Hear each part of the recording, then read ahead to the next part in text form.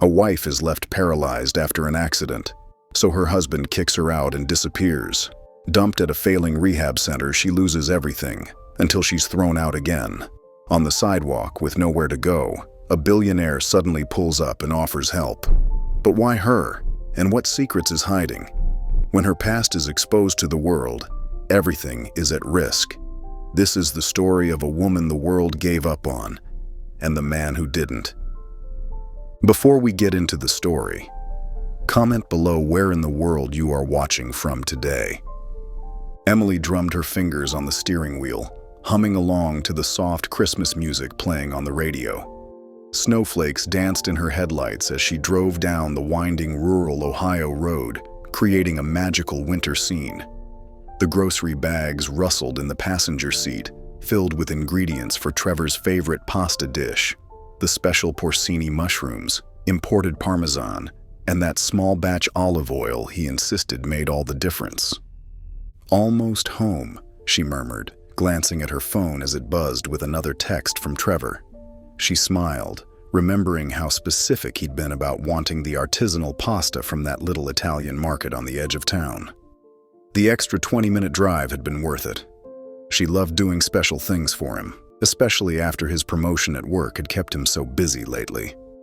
The heater hummed steadily, keeping the December chill at bay. Emily felt content, imagining the cozy evening ahead. She'd light some candles, put on Trevor's favorite jazz playlist, and they'd enjoy a quiet dinner together. These simple moments meant everything to her, little pockets of connection in their increasingly hectic lives. Her phone chimed again. Emily glanced down, reaching to check Trevor's message. The screen glowed in the darkness. "Did you remember the fresh basil?" "Of course I did, honey," she whispered, her fingers moving to type a response. The music faded as she scrolled through her playlist, looking for that perfect dinner preparation song. Maybe that Ella Fitzgerald track he loved so much. It happened in an instant. The car's tires lost their grip on a patch of black ice. Emily's stomach lurched as the vehicle began to spin. Her hands clenched the steering wheel, but it was useless. The world twisted violently around her as the car careened off the road. Her scream caught in her throat. The last thing she saw was the massive trunk of an oak tree rushing toward her, its bark illuminated in the harsh glare of her headlights. Then darkness. Beeping. Steady, rhythmic beeping penetrated the fog in Emily's mind.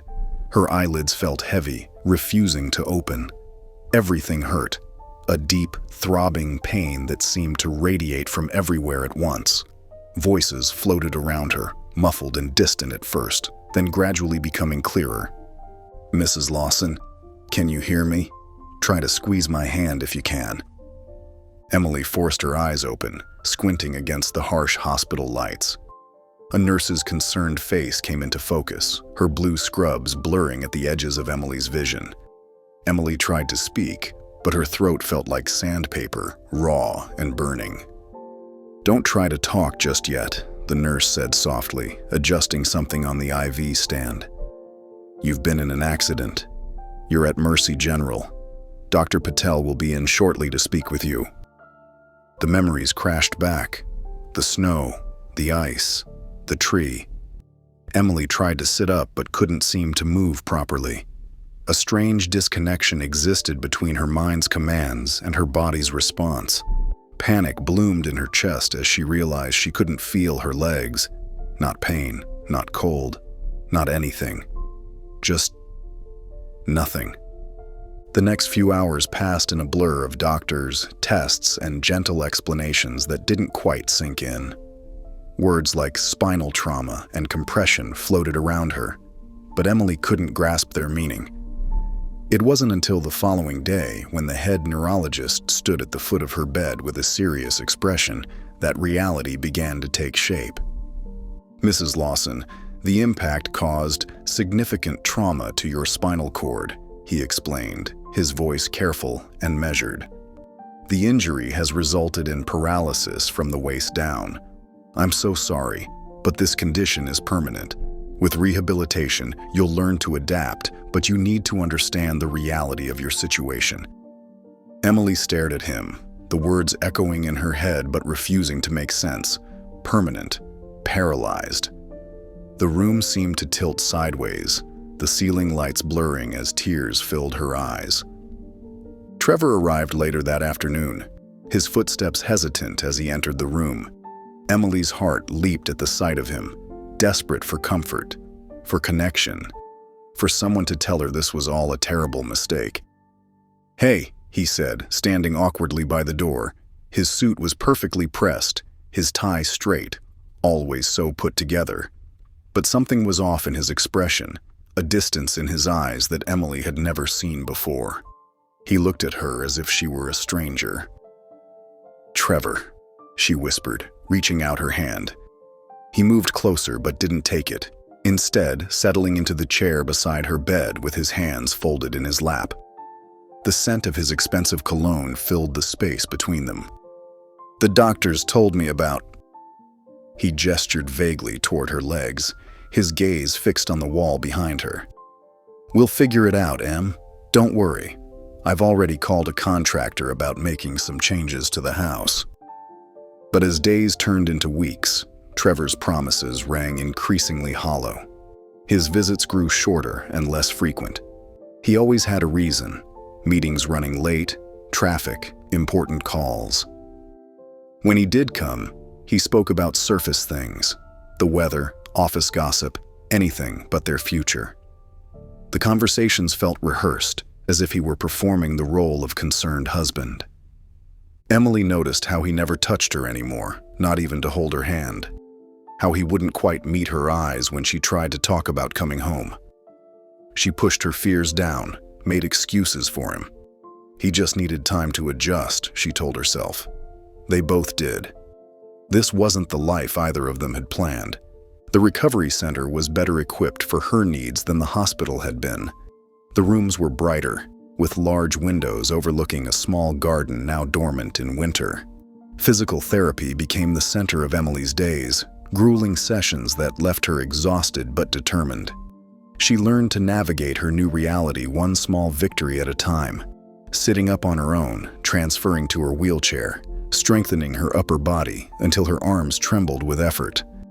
3 months passed this way. Emily marked time by Trevor's increasingly sparse visits and her small progress in therapy. The pain was constant, both physical and emotional, but she refused to give up hope. Their love was stronger than this, she told herself. It had to be. 12 years of marriage couldn't just disappear because of one icy patch of road. One quiet evening, Emily sat in her room, her tablet propped on the adjustable table. The screen glowed softly as she carefully arranged digital place settings for an imaginary dinner party. She added little touches, flickering candle graphics, her favorite tablecloth pattern, even a menu featuring the casserole Trevor had loved when they first got married. She'd found the planning app during a lonely afternoon and had spent hours perfecting the details of their homecoming celebration. A small smile played on her lips as she worked, imagining how it would be when she finally went home. She'd make everything perfect, just like before. The casserole would be bubbling in the oven, filling the house with warmth and familiar smells. Trevor would walk through the door, his face lighting up at the sight of her, and things would finally start feeling normal again. They would find their way back to each other. They had to. Emily adjusted the virtual centerpiece one more time, her finger hovering over the screen. The winter night pressed against her window, but she barely noticed, lost in her plans and hopes for tomorrow. Outside, fresh snow began to fall, covering the garden in a clean, forgiving blanket of white. The morning sun filtered through the thin hospital curtains, casting gentle shadows across Emily's room. She sat up straighter in her bed, smoothing her hair with trembling fingers. The familiar sound of footsteps in the hallway made her heart leap. Maybe Trevor had finally come to take her home. She adjusted her hospital gown, wincing slightly at the movement, and tried to put on a brave smile. A knock echoed through the room. "Come in," Emily called out, her voice bright with anticipation. The door swung open slowly, and Trevor stepped inside. Emily's smile faltered as she took in his rigid posture and the manila folder clutched in his hand. He didn't move to kiss her. He didn't even sit down. His face was a mask of cold detachment that sent a chill through her. "Trevor," she whispered, her throat suddenly dry. "What's wrong?" She reached out her hand toward him, but he made no move to take it. He cleared his throat, his eyes fixed on a point somewhere above her head. "Emily, I've made some decisions." His voice was flat, emotionless. "This isn't working anymore." He shifted his weight from one foot to the other, still refusing to meet her gaze.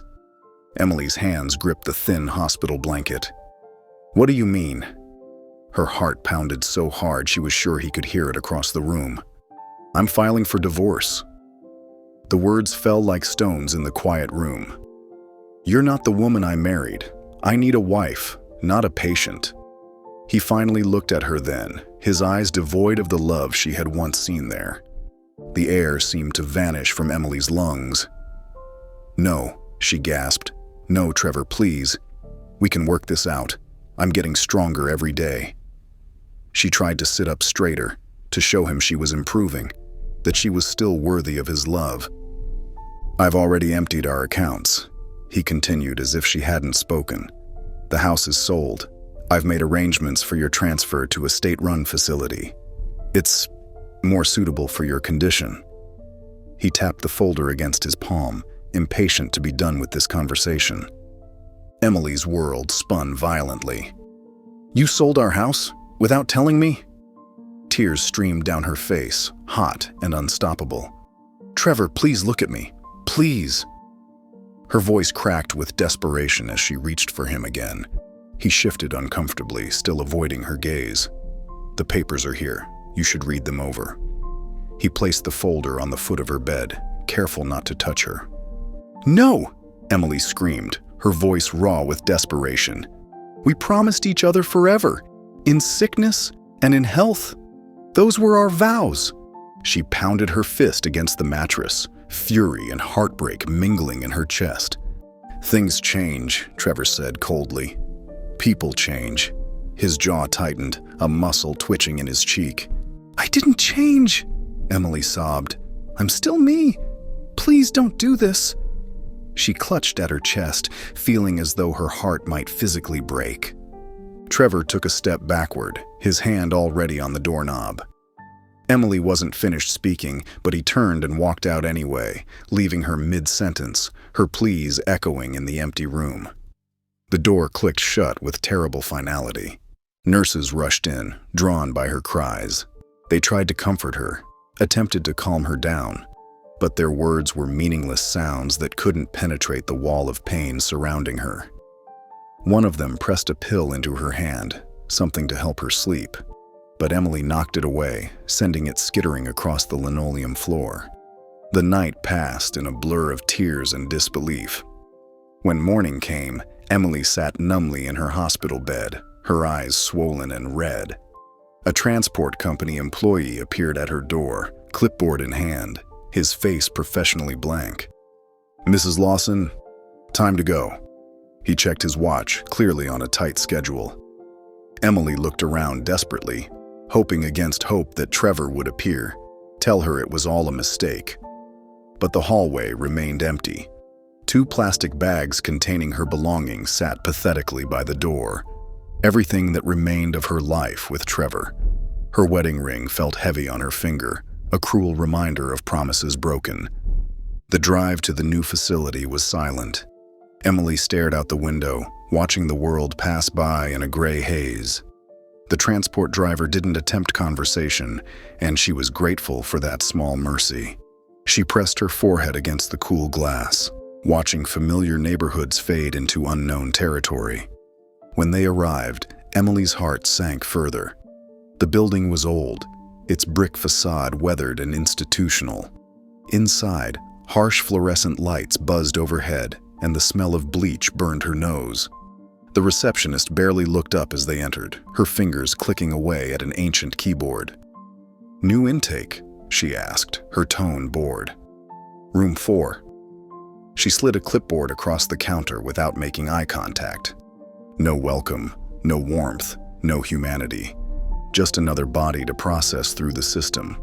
The hallways were narrow, and Emily's custom wheelchair, the one Trevor had insisted on buying just weeks ago, barely fit between the walls. The wheels caught on frayed carpet edges as they moved deeper into the building. When they reached room 4, she discovered she would be sharing with 2 elderly women. One was asleep, mouth open in a silent snore. The other stared at Emily with vacant eyes, clutching a tattered photo frame to her chest. Her bed was pushed against the wall, leaving barely enough space for her wheelchair to maneuver. The mattress was thin, the blanket scratchy. Everything smelled of disinfectant and age. A single window offered a view of a concrete parking lot, not the flowering garden she'd tended at home. Emily transferred herself to the bed with difficulty. The space was too tight for proper movement. She sat on the edge, staring at the institutional green wall, trying to process how her life had changed so completely in less than 24 hours. A crack in the ceiling paint formed a pattern that seemed to mock her misery. Her elderly roommate coughed loudly, a wet, rattling sound that seemed to echo off the bare walls.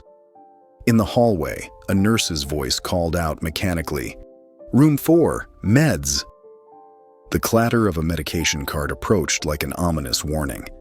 Emily didn't move. She couldn't move. She just sat there, feeling the weight of her new reality pressing down on her like a physical thing, crushing what remained of her heart. She closed her eyes, wishing she could disappear into the darkness behind her eyelids. Sunlight crept through the grimy window of room 4, but Emily barely noticed. Her body ached from the thin mattress that did nothing to cushion her fragile spine.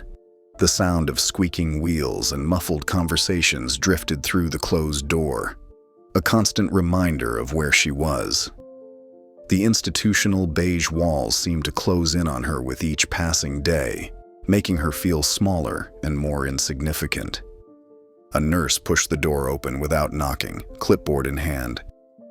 "Room 4, time for vitals." She didn't look up from her paperwork, treating Emily like just another task to check off her list. Her scrubs were wrinkled, her expression vacant, as if she'd stopped seeing patients as people years ago. Emily's throat felt tight. "My name is Emily," she whispered. But the nurse had already turned away, busy checking the machines. The blood pressure cuff squeezed her arm painfully, but Emily didn't flinch. Physical discomfort had become her constant companion. Later that morning, Emily pulled out her phone with trembling hands. She scrolled through her contacts, trying to ignore how many of Trevor's family members' numbers were now marked as blocked.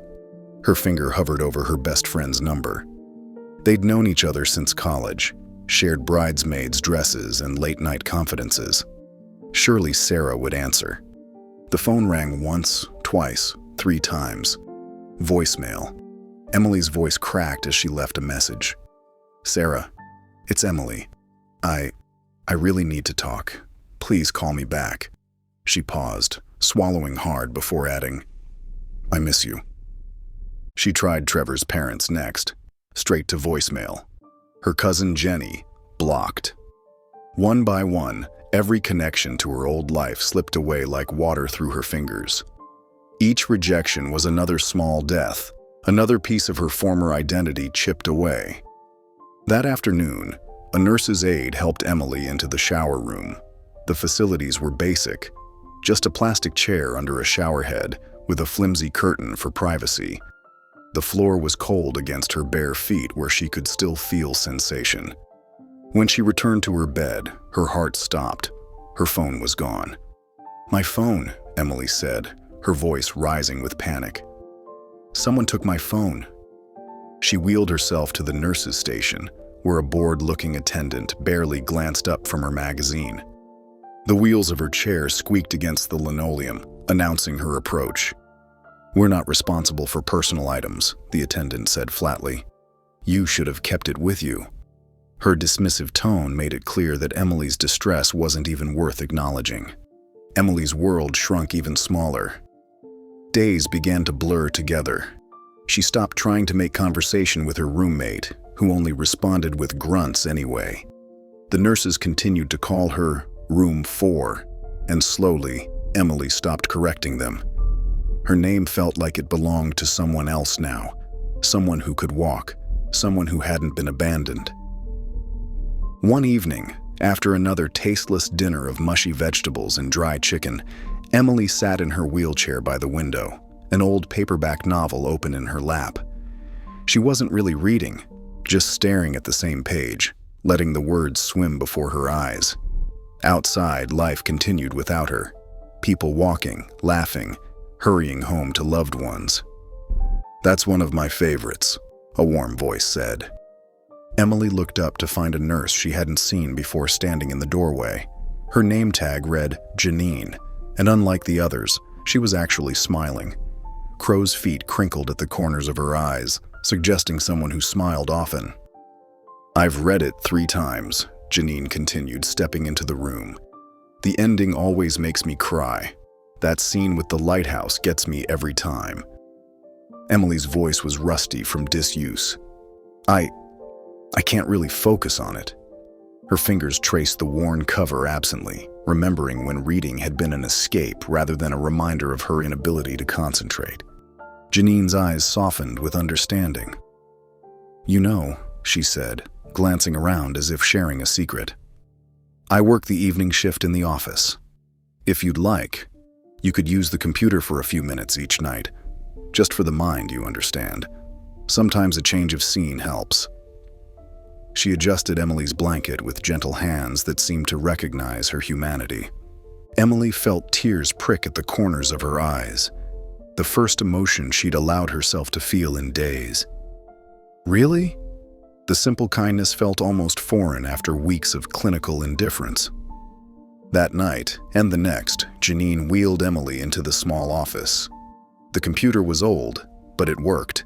The keyboard clacked loudly, and the monitor had a crack in one corner, but to Emily, it was a window to the outside world. Emily found herself looking forward to these brief moments of normalcy, of being treated like a person rather than a room number. Janine would bring her a cup of tea sometimes, remembering how Emily liked it with just a splash of milk. On the 3rd evening, Emily logged into her email account for the first time since the accident. Among the spam and automated messages, one subject line caught her eye. Follow-up, online tutoring application. The timestamp showed it had been sent just 2 days ago. Her hands shook as she opened it. Months ago, before the accident, before her life shattered into unrecognizable pieces, she'd applied to several online tutoring services, thinking about returning to teaching part-time. This company was asking if she was still interested. The words blurred as her eyes filled with tears. Emily's fingers hovered over the keyboard. Could she? Would anyone want to learn from someone like her? But then again, online, would they even know? Would it matter? Teaching had once been her passion, her purpose. Perhaps it could be again. Taking a deep breath, she typed out a response, explaining that yes, she was still interested in tutoring. Her fingers moved with growing confidence, muscle memory taking over as she described her qualifications and experience. She hit send before she could change her mind, the decisive click echoing in the quiet office. The next morning, Janine appeared with a smile and a printout. "This came to the office printer," she said, holding out an email response from the tutoring company. Her eyes sparkled with shared excitement. Emily's eyes scanned the page. "Thank you for your prompt reply. 3 students currently seeking assistance. Your qualifications match perfectly. Can you begin next week?" The words seemed to pulse with possibility, with a future she hadn't dared imagine. The paper crumpled slightly in her grip as tears spilled down her cheeks. These people didn't know her as Room 4. They didn't see her wheelchair or her limitations. They saw her qualifications, her experience, her ability to teach. They saw Emily Lawson, not a diagnosis or a room number. Janine squeezed her shoulder gently. "Would you like to use the computer now to respond?" Her voice was soft, understanding the magnitude of this moment. Emily nodded, unable to speak. In the quiet office, with only the hum of the old computer for company, she navigated to the tutoring dashboard. Her cursor hovered over the Accept button. With a single click, she felt something shift inside her, a tiny spark of hope, a reminder that she was still Emily, still a teacher, still a person with value and purpose. "Thank you," she whispered into the darkness of the office, her words meant for everything and nothing at once. The screen's soft glow illuminated her face, reflecting in the tears that continued to fall. But for the first time in weeks, they weren't tears of despair. They were tears of possibility, of a door opening when she thought all had been closed to her forever. 2 weeks had passed since Emily started tutoring online, and each session brought a small spark of joy back into her life. The morning light filtered through the window as Janine helped adjust Emily's wheelchair, carefully positioning a small cushion behind her back. The familiar routine had become a comforting ritual, one of the few moments in her day when she felt truly cared for. "How's that feel?" Janine asked, her gentle hands making minor adjustments. "Better for your posture?" Her eyes crinkled with genuine concern, something Emily had come to treasure in this sterile environment. Emily nodded, feeling the familiar warmth of gratitude spread through her chest. "Much better, you know, Janine." She paused, her voice soft but steady. "It's almost starting to feel like life again." The words hung between them, fragile but honest. Janine squeezed her shoulder with understanding. The simple gesture meant everything, a reminder that someone still saw her as human, still cared. In a world where she'd become nearly invisible, Janine's touch anchored her to reality. The morning routine continued as usual. Emily wheeled herself to the dining area, managing to navigate the narrow hallways she'd grown accustomed to. Her arms had strengthened over the weeks, making the journey less daunting than it once was. The institutional breakfast wasn't much, lukewarm oatmeal and weak coffee, but she'd learned to be grateful for small mercies. She'd even brought her own cinnamon packet to sprinkle over the bland oatmeal, a tiny rebellion against the monotony. The facility director, Mr. Peterson, cleared his throat at the front of the room. Something about his stance made Emily's stomach clench. His usually impassive face looked strained, his clipboard clutched too tightly in his hands. "Your attention, please," he announced, his voice echoing off the bare walls. "I regret to inform you that due to severe budget cuts, this facility will be closing in 5 days." He didn't meet anyone's eyes as he delivered the blow. The room erupted in confused murmurs and gasps. Emily's spoon clattered against her bowl. Her heart hammered against her ribs as panic rose like floodwater. "Each resident must arrange their own discharge plans," he continued, his words hitting Emily like physical blows. "We cannot provide transitional housing or transport. I'm sorry, but there's nothing we can do." With that, he turned and walked briskly from the room, leaving chaos in his wake. Emily sat frozen, the world spinning around her. No money, no family, no home. The reality of her situation crashed over her in waves of panic. Her fingers gripped the armrests of her wheelchair until her knuckles turned white. The next few days passed in a desperate blur. Emily spent hours on the facility's office computer, searching for shelters, dialing churches, pleading with charities. Her voice grew hoarse from explaining her situation over and over. Each call ended the same way: no vacancies, no wheelchair accessibility, no immediate help available. The rejection piled up, each no heavier than the last. "We have a 60-day waiting list," one shelter worker told her apologetically. "I can add your name, but..." The unspoken truth hung in the air between them. Emily's voice cracked as she declined. 60 days might as well be 60 years when you had 5 days to find a roof over your head. She hung up the phone, her hand trembling. Her tutoring sessions had to be put on hold. How could she teach when she didn't even know where she'd be sleeping next week? The thought of losing this small piece of independence, this connection to the outside world, made her chest ache. She'd sent apologetic emails to her students, hating how the words "personal emergency" didn't begin to capture her situation. Friday arrived with cruel swiftness. Emily packed her meager belongings into 2 garbage bags and her broken suitcase, the same ones she'd arrived with. The zipper on the suitcase stuck halfway, a perfect metaphor for her life. The worn wheels of her chair squeaked against the linoleum as she made her final round of the facility, saying goodbye to corners that had witnessed her tears and rare smiles. Janine found her by the nurse's station, her eyes red-rimmed. "Oh, honey," she whispered, pulling Emily into a tight hug. "I'm so sorry. I tried calling everyone I know."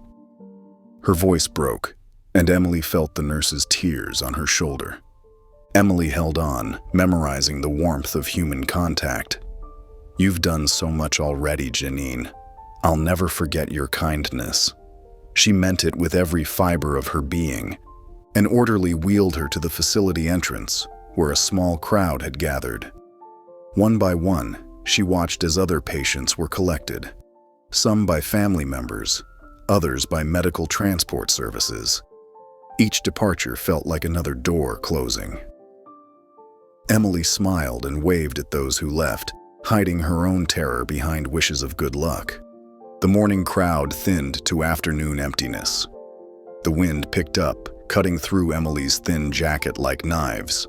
She pulled the facility's scratchy blanket tighter around her shoulders, trying to shield herself from both the cold and the reality of her situation.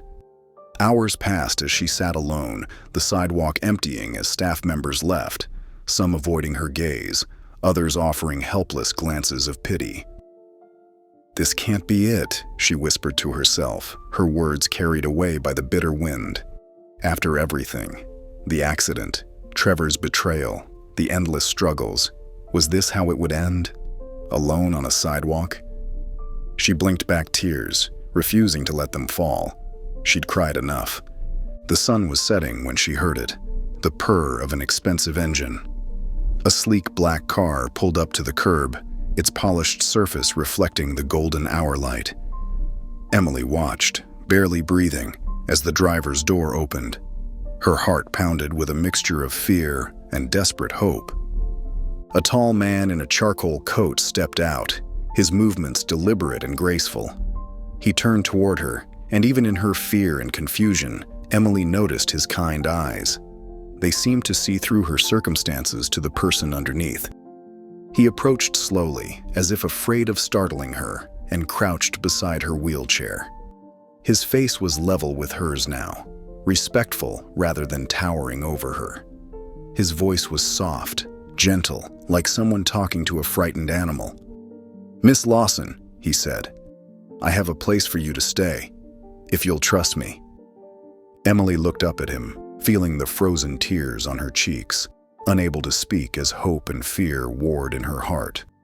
The dying sunlight caught in his eyes, and for the first time in weeks, she felt something stir within her chest, something that felt dangerously like hope.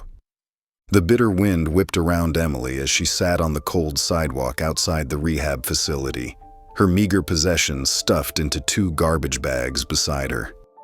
She pulled her thin sweater tighter, but it did little to shield her from the biting cold.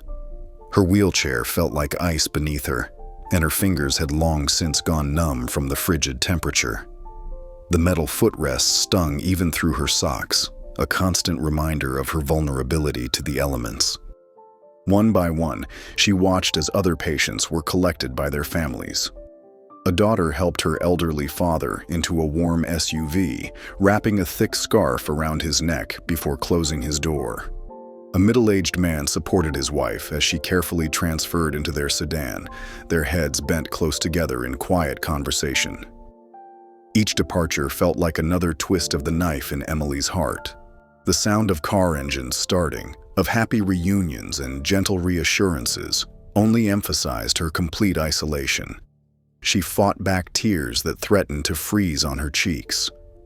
Mrs. Henderson, her roommate for the past weeks, had left an hour ago with her son. She'd given Emily a sad wave and a whispered, "Good luck, dear," before being whisked away to her grandson's house in Cincinnati. The older woman had offered to make a call on Emily's behalf, but who was there to call?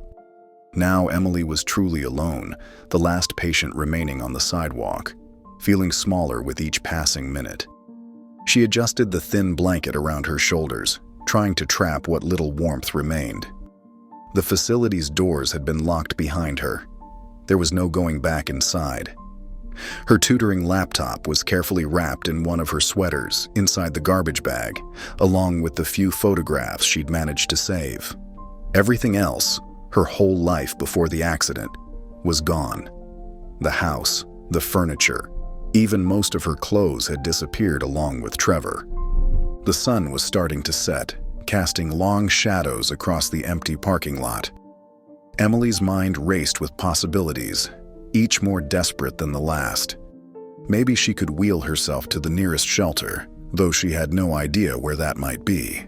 Perhaps she could find a church that would take her in, at least for the night. But with her wheelchair and limited mobility, even these slim chances seemed impossible. Her arms were already trembling from the cold. How far could she really go? A sound cut through her spiraling thoughts, the purr of an expensive engine approaching. Emily looked up to see a sleek black car pulling into the parking lot. It moved with quiet precision, coming to a stop directly in front of her. The driver's door opened and a tall man in an elegant charcoal coat stepped out. His dark hair was neatly trimmed, his posture confident but not intimidating. He moved with confidence but without hurry, his polished shoes clicking against the pavement as he approached. When he reached her, he crouched down to her level, meeting her eyes directly. His face was kind, with laugh lines around his eyes that softened his otherwise serious expression. Up close, she noticed flecks of gray at his temples that gave him a distinguished look. "Miss Lawson," he said, his voice gentle and steady, "I have a place for you to stay, if you'll trust me." His breath formed small clouds in the cold air between them. Emily's heart hammered in her chest. She studied his face, searching for any sign of threat or deception. But all she saw was genuine concern in his eyes. They were a warm brown, steady and clear, not avoiding her gaze as so many did when faced with her wheelchair. "I'm Ben Whitaker," he continued, offering no further explanation of who he was or how he knew her name. He gestured toward the black car. "There's a warm car waiting, and a safe place to sleep tonight. You shouldn't be out here in this weather." Emily's mind raced. Every warning she'd ever heard about strangers screamed through her thoughts. But what choice did she have? The temperature was dropping by the minute, and she had nowhere else to go. Sometimes survival meant taking risks. Her fingers clutched at the thin blanket as she made her decision. "Okay," she whispered, her voice barely audible. "Yes, please." The words felt strange in her dry mouth, almost like surrender. Ben nodded, standing up smoothly. He gathered her garbage bags, handling them with unexpected respect, and placed them in the trunk. Then he helped her transfer into the passenger seat, being careful not to rush her or make her feel helpless. His hands were strong but gentle, supporting her only where needed. He folded her wheelchair with surprising competence and stored it in the back, securing it carefully before closing the trunk. The car's interior was warm and smelled of leather. Emily sat in silence as Ben drove through the city, her hands clasped tightly in her lap. She stole occasional glances at his profile, trying to understand who this man was and why he had appeared just when she needed someone most. After about 20 minutes, they pulled up to a modern apartment building with a doorman and valet parking. The glass and steel structure rose elegantly against the darkening sky. "This is a short-term rental property," Ben explained as they rode the elevator to the 10th floor. "It's fully accessible and completely private. No one will bother you here." His voice was reassuring without being condescending, a rare quality Emily had come to appreciate. The apartment took Emily's breath away, Floor-to-ceiling windows offered a stunning view of the city lights, thousands of tiny stars against the urban darkness. The furniture was elegant but comfortable, nothing like the institutional pieces she'd been living with. The kitchen gleamed with stainless steel appliances, and the hallways were wide enough for her chair to pass easily. No tight corners, no obstacles. It was as if the space had been designed with someone like her in mind. "The bedroom is through here," Ben said, showing her a spacious room with an adjustable bed. "The bathroom has been modified with grab bars and a roll-in shower." He spoke matter-of-factly, as if providing accessible luxury apartments was something he did every day. "The closet has lower hanging rods, and all the light switches are at wheelchair height." After the brief tour, Ben placed her bags in the bedroom and turned to leave. He set a key and a business card on the kitchen counter, the small items making a soft sound against the marble surface. "That's my direct number," he said, pointing to the card. "Call any time, day or night, if you need anything. There's food in the fridge and pantry." He paused at the door, his hand resting on the handle. "You're safe here, Miss Lawson." His eyes held hers for a moment longer, conveying a sincerity that words couldn't capture. And then he was gone, leaving Emily alone in the silent apartment. She wheeled slowly through the rooms, touching the soft fabrics of the furniture, still not quite believing this was real. The contrast between this place and where she'd been just an hour ago was staggering, from abandoned to sheltered in the span of a single hour. She picked up Ben's card, running her finger over the embossed letters of his name. No title, no company name, just a phone number and his name in simple black text. She sat on the plush couch, the business card still in her hand, trying to make sense of this sudden turn in her life. Was this a blessing or some kind of trap? The apartment felt safe, but experience had taught her that nothing came without a price. Trevor had taught her that lesson all too well. 5 days had passed since Emily first arrived at the luxury apartment. The space around her was pristine and comfortable, yet somehow the silence felt heavier than it had at the rehab facility. She sat at her desk, trying to focus on her next tutoring session, but her mind kept wandering. Ben's visits had been brief and practical. He'd appear like a ghost, leaving fresh groceries in the kitchen or new supplies she might need. Sometimes she'd find small, thoughtful items, a soft blanket, a collection of magazines, or a new tablet stand for her desk. But they barely spoke beyond polite greetings and necessary exchanges. The fridge was always stocked with fresh produce and prepared meals. The cabinets contained everything she could need.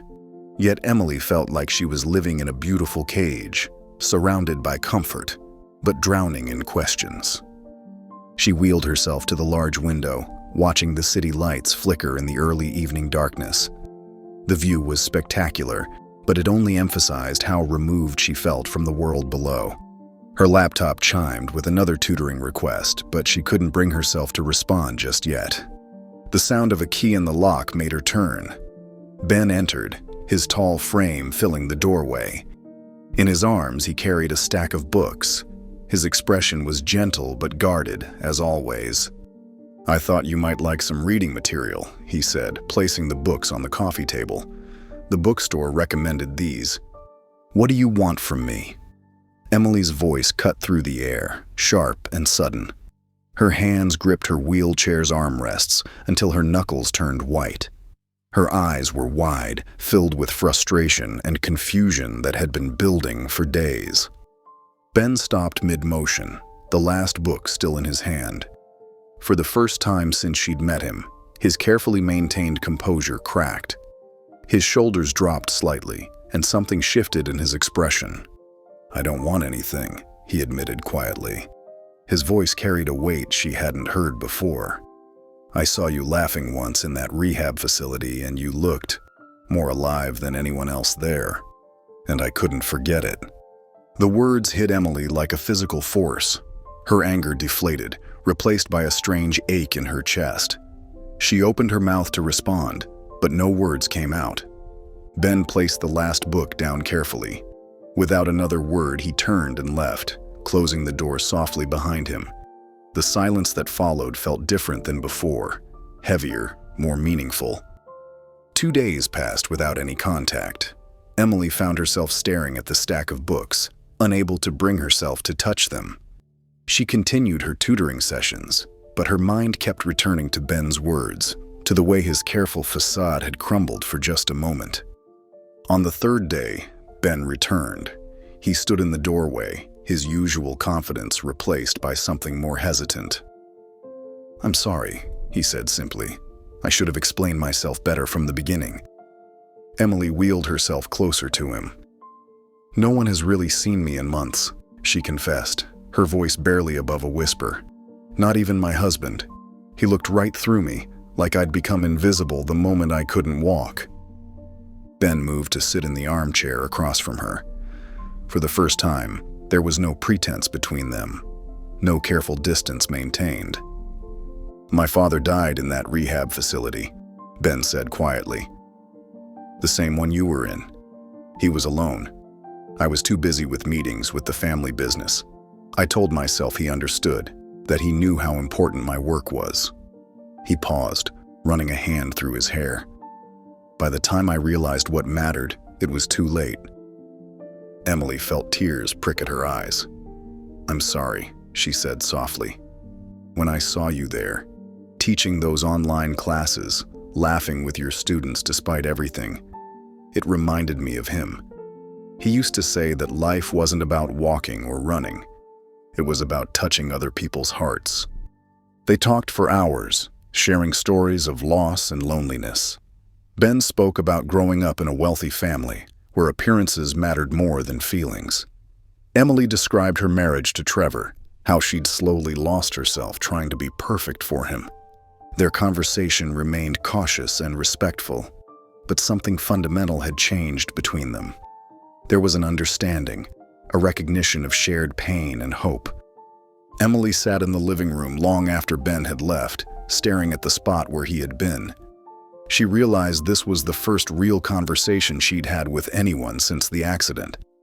Ben wasn't trying to fix her or make empty promises. He was simply present, listening and sharing his own truth. For the first time since the accident, she felt a flicker of hope. One quiet afternoon, sunlight streamed through the kitchen windows, casting long shadows across the polished floor. Emily sat in her wheelchair, staring at the kettle on the counter. Her fingers drummed against the armrest as determination built inside her. "I can do this myself," she muttered, wheeling closer to the counter. For weeks now, Ben had been hovering, always ready to help, always watching. While his intentions were kind, the constant assistance made her feel like a child. Emily positioned her wheelchair carefully, making sure the brakes were locked. The kettle wasn't far, just a slight stretch would do it. She gripped the counter's edge, using it to steady herself as she reached up. Her fingers brushed against the kettle's handle, but it wasn't quite close enough. Gritting her teeth, she pushed herself up slightly, straining to reach just a little further. For a moment, she felt triumphant as her hand closed around the handle. Then everything went wrong. The wheelchair tilted, throwing her off balance. Emily felt herself falling, her heart leaping into her throat. The kettle clattered to the floor as she crashed down hard, her wheelchair toppling beside her. Pain shot through her arms as she tried to break her fall. The sound must have carried through the apartment because suddenly Ben was there, bursting through the doorway. His face was pale with panic, eyes wide with fear. "Are you okay?" he demanded, dropping to his knees beside her. His hands reached out, ready to help, but Emily wasn't having it. "Don't!" she snapped, shoving his hands away. Frustration and embarrassment burned in her chest. "I'm not broken!" The words came out in a shout, tears stinging her eyes. "Stop treating me like I'm helpless." Ben's expression hardened, his own emotions rising to match hers. "I know that," he shouted back, his voice echoing off the kitchen walls. "But you still fell." "So what if I did?" Emily's voice cracked with emotion. "I'm allowed to fall. I'm allowed to try things on my own." "Not if it means getting hurt." Ben's hands were shaking now. "Do you have any idea what it was like hearing that crash? What I thought might have happened?" "That's not my problem," Emily shot back. "I'm not your responsibility. I'm not some charity case you need to save." The words hung heavy in the air between them. Ben's face went blank, a mask sliding into place that Emily hadn't seen since their first meeting. Without another word, he righted her wheelchair and helped her back into it, his movements mechanical and distant. Emily wheeled herself to the bedroom as fast as she could, slamming the door behind her. The lock clicked into place with a definitive snap. 3 days passed in tense silence. Emily continued her tutoring sessions, trying to lose herself in the work. She heard Ben coming and going, but they never spoke. Meals appeared outside her door, but she barely touched them. The anger slowly gave way to a hollow ache in her chest. On the 4th day, there was a soft knock at her door. Emily stared at it for a long moment before wheeling over to unlock it. Ben stood in the doorway, looking more vulnerable than she'd ever seen him. "Can we talk?" he asked quietly. Emily nodded, backing up to let him enter. He sat on the edge of her bed, his hands clasped tightly in his lap. "I need to tell you something," he began, his voice rough with emotion. "The rehab center where I found you. My father died there 3 years ago." Emily's breath caught in her throat. She hadn't expected this. "He was sick for a long time," Ben continued, his eyes fixed on the floor. "The facility was understaffed, underfunded. He didn't get the care he needed. I was too busy with work to notice until it was too late." He looked up at her then, his eyes bright with unshed tears. "One day, I was visiting the center, trying to make peace with what happened. That's when I saw you. You were laughing with one of the other patients, helping them with their tablet. You were the only light in that place. I never forgot you." Emily felt her anger dissolving, replaced by understanding. She wheeled closer to him, close enough to reach out and take his hand. His fingers were cold against hers. "I'm sorry," she whispered. "About your father. About what I said." Ben squeezed her hand gently. "I'm sorry too. You were right. I've been hovering. I couldn't bear the thought of someone else getting hurt in my care."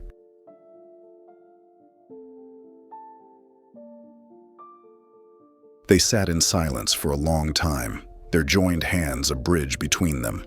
No more words were needed.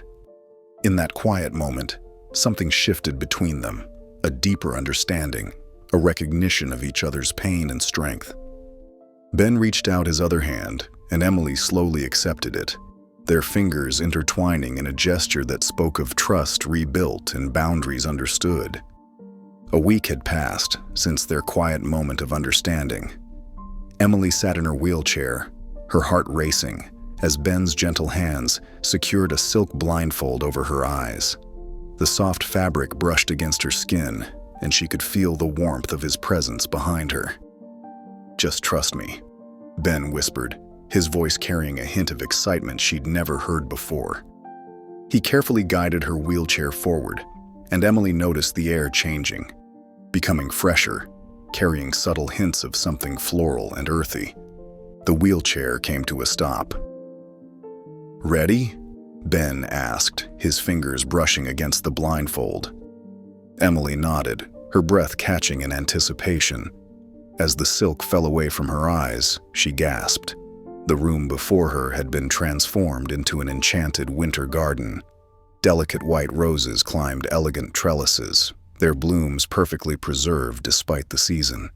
Small trees lined the walls, their branches dusted with artificial snow that sparkled under carefully placed lights. A cobblestone path wound through the space, wide enough for her wheelchair to navigate easily. "This is..."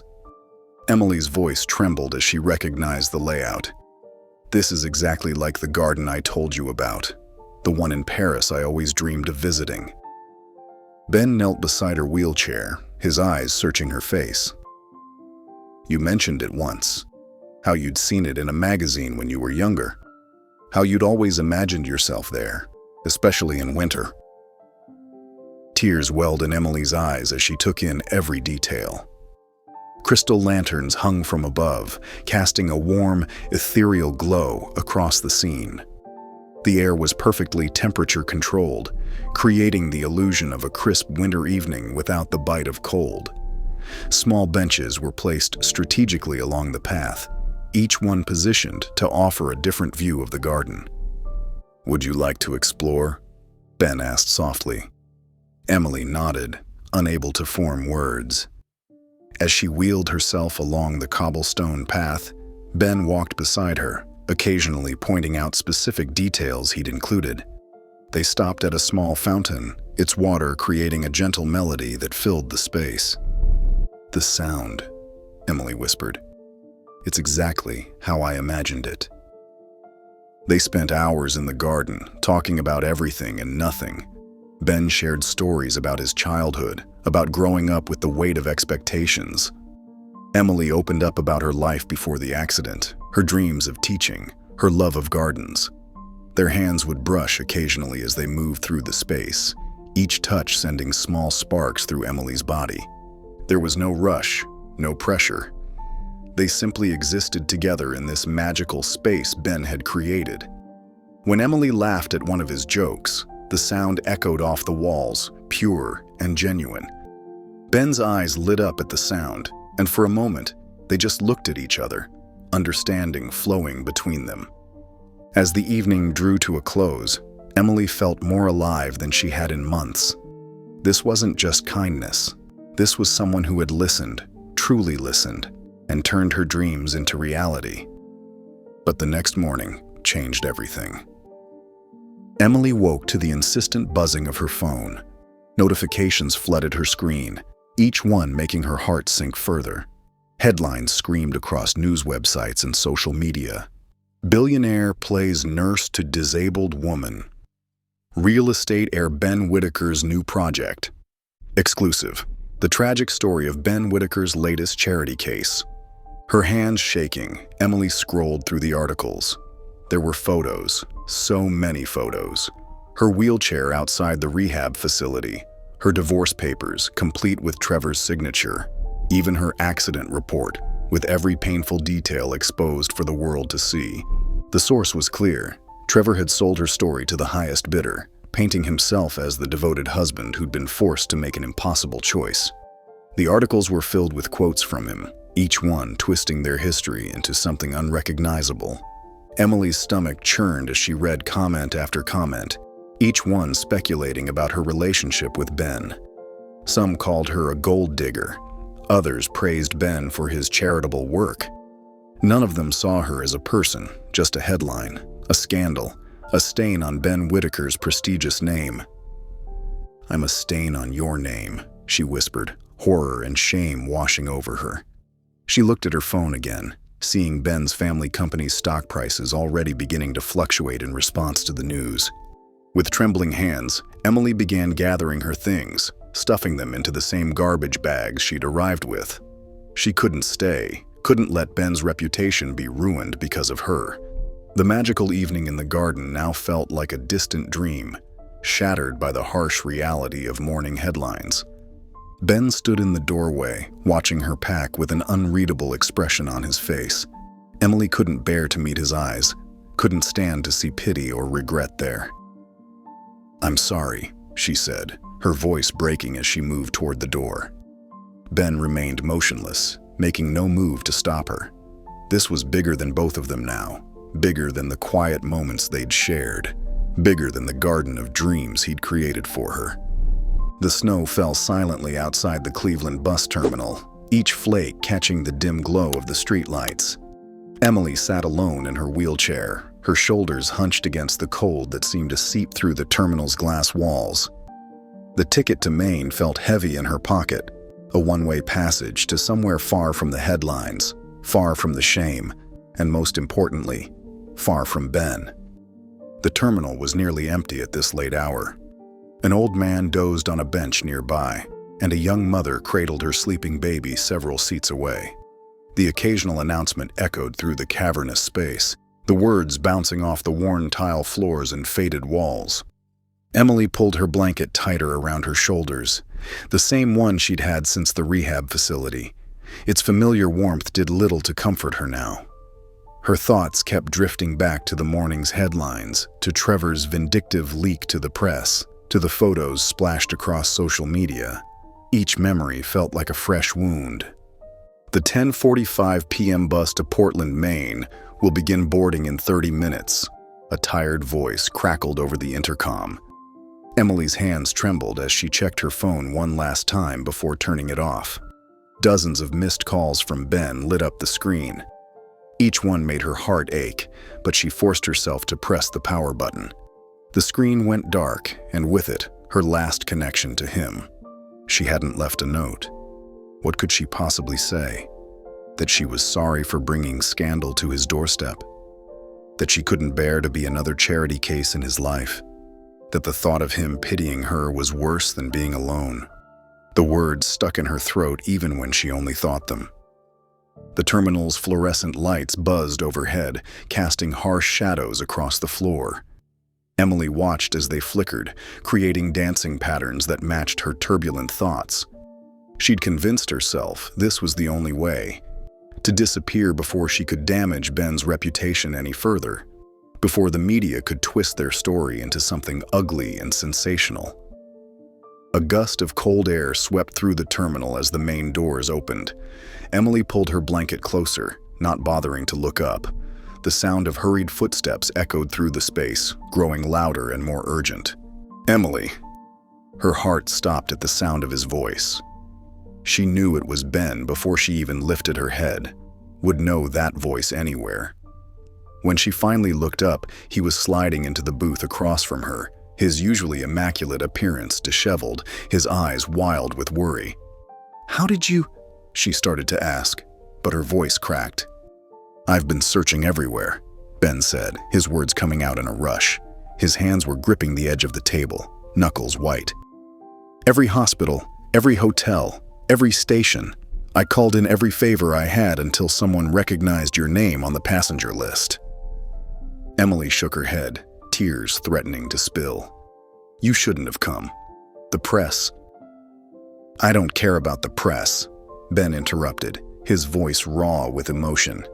He leaned forward, his eyes meeting hers with an intensity that made her breath catch.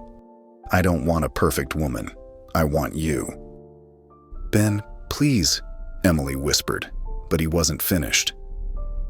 "You saved me," he continued, his voice breaking. "You gave me a reason to live. Let me love you." The words hit Emily like a physical force. Tears spilled down her cheeks as she stared at him, seeing the truth written plainly across his face. All this time, she thought she was the one being saved. But here he was telling her she'd saved him too.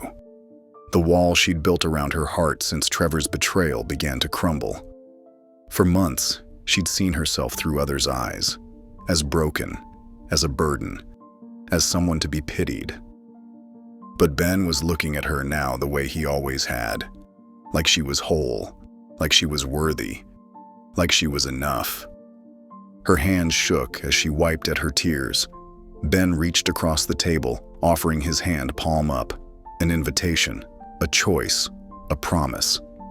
Emily stared at it, remembering all the times those hands had steadied her, supported her, shown her kindness without pity. "Let's go home," Ben said softly. Emily looked at his outstretched hand, then back to his face. The love she saw there was real, not born of obligation or pity, but of genuine connection and understanding. Slowly, she nodded, fresh tears rolling down her cheeks as she reached out and placed her hand in his. Together, they turned away from the terminal, leaving behind the one-way ticket and all the fears that had driven her there. The snow continued to fall outside, but Emily barely noticed the cold anymore. She had found her way home. The morning sun painted golden streaks across the lake's surface as Emily sat on the wraparound porch of their lake house. Her wheelchair was positioned perfectly to catch the best light, and her easel stood before her like a trusted friend. The wooden boards beneath her wheels had been worn smooth by months of daily painting sessions, creating familiar grooves that felt like home. She dipped her brush in water, watching the colors swirl and dance. Her wedding ring caught the sunlight, sending tiny rainbows dancing across her canvas.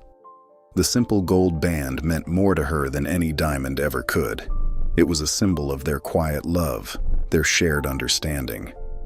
The lake whispered its morning song, accompanied by the gentle rustle of pine trees and the occasional call of a loon. This was her sanctuary now, so different from the sterile halls of the rehabilitation center or the cold sidewalk where Ben had found her that winter day. Emily smiled as she mixed her paints, creating the perfect shade of blue for the lake water. Her hands moved with confidence now, no longer shaking with uncertainty or fear. The paintings she created here sold well in local galleries, though that had never been her goal. Each stroke of her brush was therapy, a way to process everything she'd been through and celebrate where she'd landed. The screen door creaked open behind her, and she knew without turning that it was Ben. His footsteps had become as familiar to her as her own heartbeat. He'd changed so much from the powerful businessman she'd first met. Gone were the tailored suits and constant phone calls. Now he wore soft flannel shirts and jeans, his face relaxed and tanned from their days in the sun.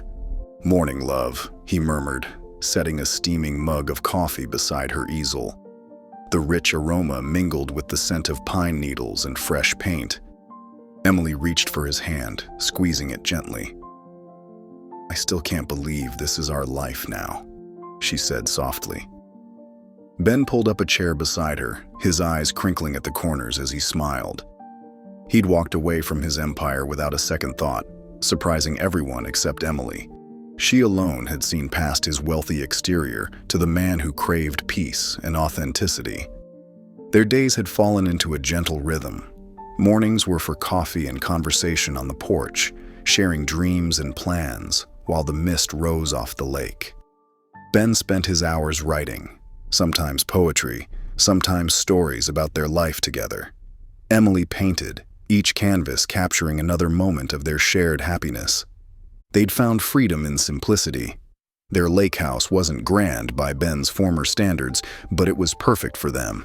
Wide doorways accommodated Emily's wheelchair, and the open floor plan made everything accessible.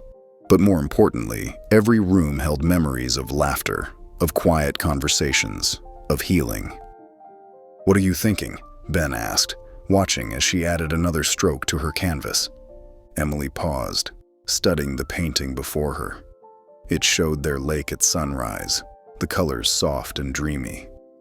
"I'm thinking this is the life we were meant to have," she replied, her voice full of quiet certainty. Ben leaned over and kissed her cheek, his presence warm and steady beside her. He wasn't just the man who had saved her anymore. He was her partner, her best friend, the person who saw her strength even when she doubted herself. The memory of their wedding day floated through her mind, a crisp winter morning in a snow-covered forest. No cameras, no reporters, no society pages. Just the two of them, a kind-faced local pastor, and the silent witness of falling snow. Emily had worn a simple cream-colored dress, and Ben had tears in his eyes as they exchanged their vows. They'd written their own promises to each other that day. Ben had vowed to always see her, not her wheelchair, to love her strength and her vulnerability equally, to build a life of peace and purpose together. Emily had promised to trust in their love, to never let fear of the future overshadow their present, to be his partner in all things. Now, sitting on their porch with the lake stretched out before them, Emily knew they'd kept those promises. Every morning brought new moments of joy, small victories, and shared dreams. They'd created something precious together, not an empire of wealth, but an empire of love and understanding. Ben stood and moved behind her wheelchair, his hands gentle on her shoulders. They watched together as a family of ducks paddled across the lake, leaving ripples in their wake. No words were needed in moments like these. They'd learned the language of comfortable silence, of shared breaths and tender touches. The morning light grew stronger, burning away the last wisps of mist from the lake's surface. Emily added another touch of color to her canvas, capturing the way the sunlight danced on the water. Ben's presence behind her was steady and warm, grounding her in the present moment. This was their life now. No headlines, no societal expectations, no need to prove anything to anyone. Just two people who had found each other against all odds, building a life filled with quiet joy and deep understanding. Every brushstroke, every written word, every shared sunrise was another thread in the tapestry of their love story. Ben brought her another cup of coffee, and they sat together on the porch, watching the sun break through the clouds over the lake. The world could keep its titles and its headlines. Here, they had found something far more precious. They had found peace. They had found love. They had found home. If you enjoyed the story of Emily, I handpicked this next story that you will enjoy. Please don't miss this one. Click here to watch it.